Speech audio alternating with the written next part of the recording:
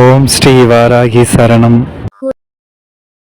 நினைத்தது நடக்க வாராகி சூட்சும வழிபாடு.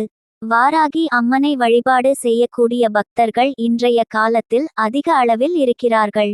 அதிலும் குறிப்பாக வாராகி அம்மனுக்குரிய பஞ்சமி திதி அன்று வாராகி அம்மனை வழிபடாதவர்களை விரல்விட்டு எண்ணிவிடலாம் என்று கூட கூறலாம்.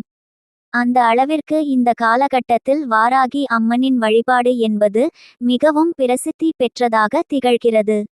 அந்த வகையில் மார்கழி மாதத்தில் வரக்கூடிய தேய்பிறை பஞ்சமி அன்று வாராகி அம்மனை எந்த முறையில் வழிபட்டால் நினைத்தது நடக்கும் என்று தான் இந்த ஆன்மீகம் குறித்த பதிவில் நாம் பார்க்க போகிறோம்.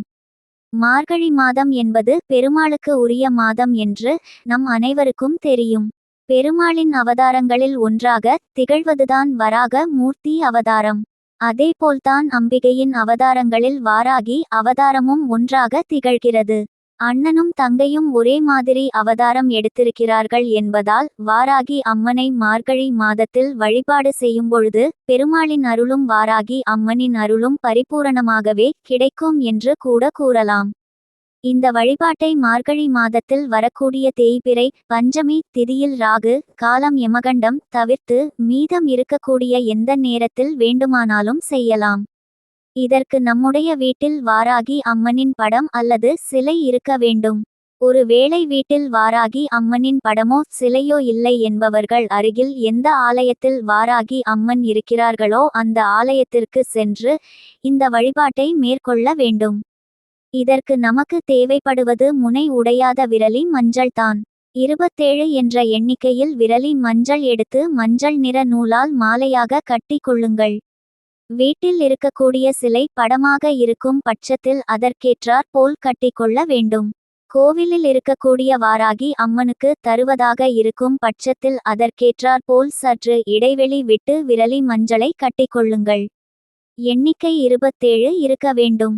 ஒவ்வொரு விரலி மஞ்சளை கட்டும் பொழுது என்ன வேண்டுதல் நமக்கு நடக்க வேண்டும் என்று நினைக்கிறோமோ அதை முழுமனதோடு நினைத்து கட்ட வேண்டும். ஒரே ஒரு வேண்டுதலை நினைத்துதான் இந்த வழிபாட்டை மேற்கொள்ள வேண்டும் என்பது குறிப்பிடத்தக்கது. இந்த மாலையை கட்டி முடித்த பிறகு வீட்டில் செய்பவர்கள் வராகி அம்மனின் படத்திற்கு அந்த மாலையை சாற்றி விட்டு தீபம் ஏற்றி வைத்து வாராகி அம்மனுக்கு பிடித்தமான நைவேத்தியங்களை வைத்து உங்களுடைய வேண்டுதலை முன்வைத்து வழிபாட்டை மேற்கொள்ள வேண்டும். ஆலயத்திற்கு செல்பவர்களாக இருக்கும் பட்சத்தில் ஆலயத்திற்கு சென்று இந்த மாலையை கொடுத்து வாராகி அம்மனுக்கு தேங்காய் தீபம் ஏற்றி வைத்து வழிபாடு செய்து விட்டு வீடு திரும்பி வரவேண்டும்.